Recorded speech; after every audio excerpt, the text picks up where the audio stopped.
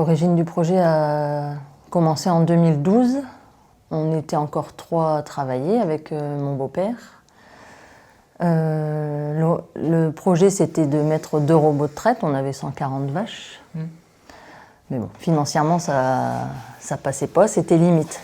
Donc, on s'est rabattu sur un corn-à-cube pour l'alimentation des vaches.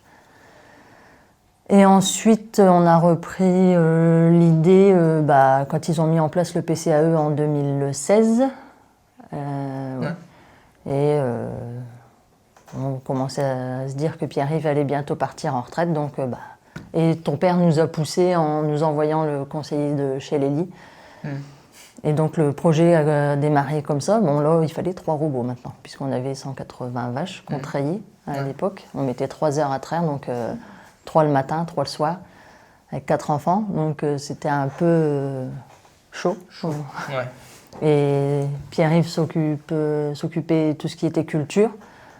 Donc maintenant, c'est Florian qui s'en occupe. Donc on savait qu'il y allait avoir besoin de main-d'œuvre et on ne voulait pas de salariés. Donc on s'est arrêté sur le choix des robots. Alors, en termes de vision, je pense qu'on est à peu près sur les mêmes idées.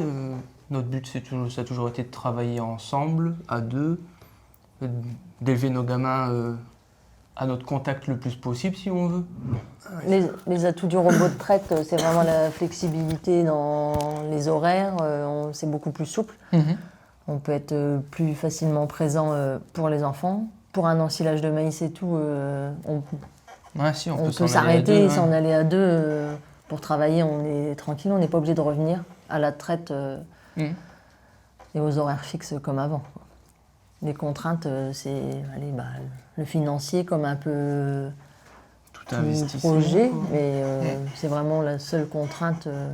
Pour le moment, c'est le seul problème qu'on lui trouve. Qu'avec l'arrivée des robots, donc on est repassé en système raclage automatique et on a donc abandonné la paille dans les logettes. Donc là où avant, on sortait nos bennes de fumier entre 2. Quand on était plein, c'était pas très grave. Maintenant, il faut arriver à sortir le tonneau et à passer sur les champs relativement régulièrement quand même, quoi. C'est ça le plus gros, je pense que c'est ça qui nous bloque le plus. Tout et les contraintes du corn-à-cube. L'atout, c'est que j'ai pas besoin de tous les jours sortir ma mélangeuse pour préparer à manger aux vaches. Il me faut 1h15 pour le remplir tous les 4 à 5 jours. Et 1 heure de débâchage du coup, on débâche un peu plus. La contrainte du corn-à-cube, c'est peut-être quand on a un aliment qui est peut-être pas au top, je pense à un ensilage d'herbe qui est pas au top, là on l'a en live, quoi. C'est en direct au niveau de la production. Peut-être qu'avec une mélangeuse, on arrivait peut-être un peu plus à gommer les défauts d'un aliment ou à compenser plus facilement. Ouais, c'est le principal problème auquel je pense. Donc au niveau du choix des robots aspirateurs, on avait regardé aussi pour des racleurs à câble, mais on s'est rendu compte qu'en fait il y avait beaucoup de maçonnerie à réaliser parce que nos robots sont en bout de couloir de raclage et on aurait dû vraiment refaire beaucoup de maçonnerie avec les racleurs à câble. Donc c'est pour ça qu'on s'est plutôt orienté vers les racleurs aspirateurs. Et au final, en fait, on s'est rendu compte que on était moins cher avec les aspirateurs qu'avec des racleurs à câble. On a réussi à s'organiser tous les 2. Ça nous permet de gérer nos priorités. Après... On voit que là, sur l'année qu'on a passée, on était encore à 3. Ça avait quand même donné une bouffée d'oxygène au niveau temps de travail, les robots. Bon, là, on voit qu'on a fait 2 mois et demi à 2. On voit que finalement, on s'en va vers quelque chose de tout juste en main-d'œuvre, en fait, même avec les robots, quoi, finalement. Avec une salle de traite, ça aurait été impossible. Avec une salle de traite, on sait que ça n'aurait pas été possible. Donc, on se dit qu'on a bien fait de se lancer, quoi. Ouais. Donc, ça sera à voir pendant la période de foin, de semis, moisson. tout ça. Ouais. De semis. Comment on va pouvoir s'organiser. Peut-être jusque-là, on louait beaucoup de matériel, mais on faisait nous-mêmes.